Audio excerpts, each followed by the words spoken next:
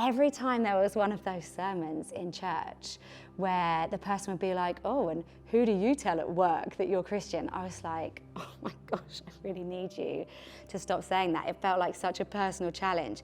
And in my head, I was like, I'll just be good, I'll just be nice, and then it'll be fine.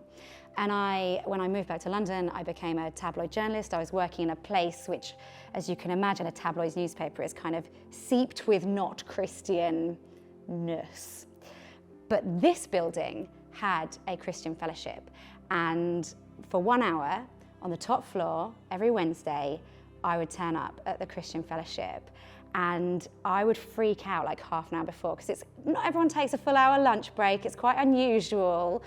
And everyone would be like, oh, where have you been? And it's this moment. And for a while I was like, oh, I was just grabbing lunch, I just had a sandwich or whatever, which wasn't a lie.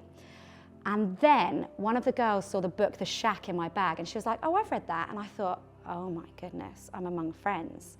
So I decided I would say like I was a Christian, and they invited me to share some of my testimony in the Christian fellowship. So I messaged her, and one other girl who I knew was Greek Orthodox, because her parents were really set on a Greek Orthodox wedding for her. And I said, oh, I'm doing this talk, like come up if you fancy.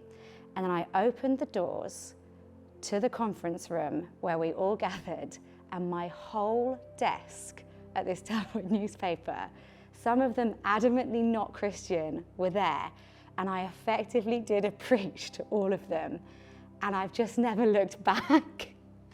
And it really reminds me, and it's so not what I wanted. And as the door opened, I was like, you are kidding me. Like, how am I gonna do this? But I was on the bill, like everyone was expecting me to speak. And it's this verse, right? And I feel like it's rare that God does this to me, but I was on the edge of a cliff and he pushed me off, and it was like, you're just gonna fly, and I know you're gonna fly, and this is gonna be a leap of faith. And I speak about my faith all the time now, and everyone knows it's just built into me. People know I'm Christian, I'm not embarrassed, I'm proud. Is this from Matthew 5:16.